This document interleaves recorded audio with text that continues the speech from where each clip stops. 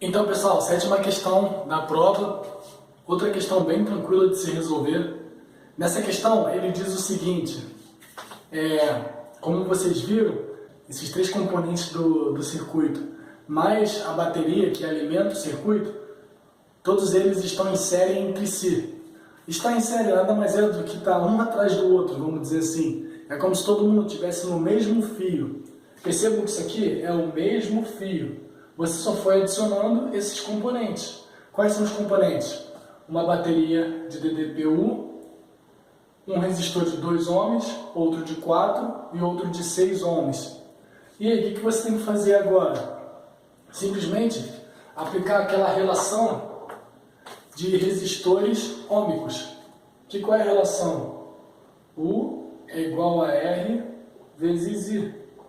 Pois o enunciado quer que você diga quanto é que vale a diferença de potencial nessa bateria aqui. E como você vai proceder? Ele diz que a corrente que atravessa esse circuito vale 1,5 amperes. Então é 1,5 amperes para todo mundo.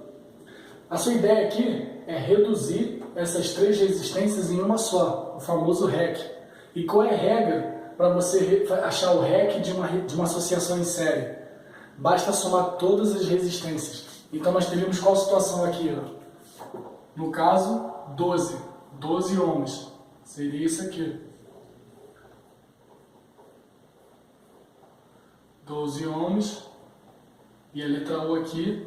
E a corrente continua sendo 1,5 amperes. Agora você vai usar essa relação. Só que agora aqui o R não é qualquer R. O R aqui é o REC, que é 12. Continuando a conta, você vai chegar com a conclusão. U é igual a 12 vezes 1,5. U é igual a quanto?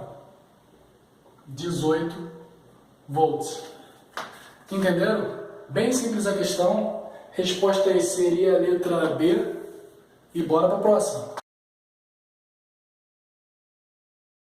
Então, galera, vamos embora para a oitava questão da prova. E como vocês podem perceber, ela é semelhante à anterior. É sobre eletrodinâmica. E como a gente pode representar o que o enunciado acabou de descrever? Eu fiz o desenho dessa seguinte forma. Botei aqui a bateria, que faz uma diferença de potencial de 10 volts, e 4 resistores R, todos em paralelos entre si. Ok?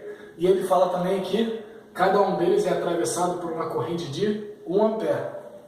Bem, ele quer saber qual é a potência dissipada. O que nós temos que pensar aqui?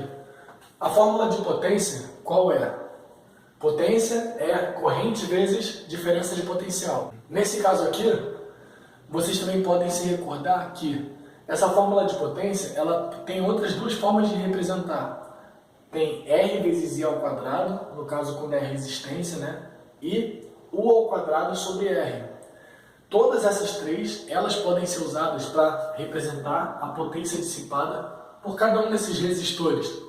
Mas a pergunta correta é, qual é a mais adequada? E é baseando-se nisso que a gente vai usar a primeira equação. Por quê? Como eu já expliquei na terceira questão dessa mesma prova, dessa resolução, a gente chega à conclusão aqui que, como eles estão todos em paralelos, a diferença de potencial que há entre os terminais desse gerador é de 10 volts. Logo, todas essas resistências terão a mesma diferença de potencial, 10 volts. A letra U dessas resistências, essa letra U, é 10. Por exemplo, o potencial daqui menos o daqui tem que dar 10. Se eu chamar aqui de 0 volts, então aqui também será 0 volts, 0 volts, 0 volts e 0 volts. Só vai se repetir o potencial porque o fio é ideal, sem resistência. Aqui tem que ser 10 volts, porque 10 menos 0 tem que dar 10. Então aqui será 10 volts, 10 volts, 10 volts e 10 volts. A letra U de todos os resistores no caso, 10 volts. A corrente que atravessa é 1, o enunciado deu. Então qual seria a potência de apenas uma resistência, potência essa dissipada? Bem, POT é igual a 10 volts vezes 1 ampere. Então a potência dissipada por apenas uma resistência é de 10 watts, unidades, né? Joule por segundo. Se são 4 resistências, então qual é a resposta correta? É só você pegar 4 vezes 10. Isso no caso seria a potência total. Questão bem tranquila de se resolver. No caso, a oitava questão aí, resposta é letra D. Mas eu gostaria de fazer só uma informação aqui a mais. Digamos que você só lembre-se dessa equação. Eu até digo que a única equação que você tem que se lembrar, no caso, é essa aqui, a da potência, π, né? A gente fala π, P-I-U, π. E essa relação também, relação para resistores ômicos, essa também você não pode esquecer. É até mencionada como a primeira lei primeira lei de Ohm, no caso, primeira lei de Ohm. O que você pode fazer aqui?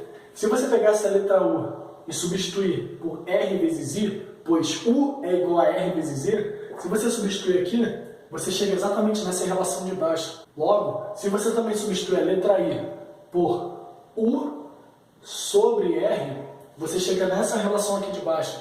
Eu digo isso porque às vezes, de fato, você acaba esquecendo dessas outras duas. Mas se você souber essa e essa, você vai ter facilmente acesso às outras relações, não tendo que decorar e ter tanta fórmula na cabeça. Basta você saber como deduzir, vamos dizer assim.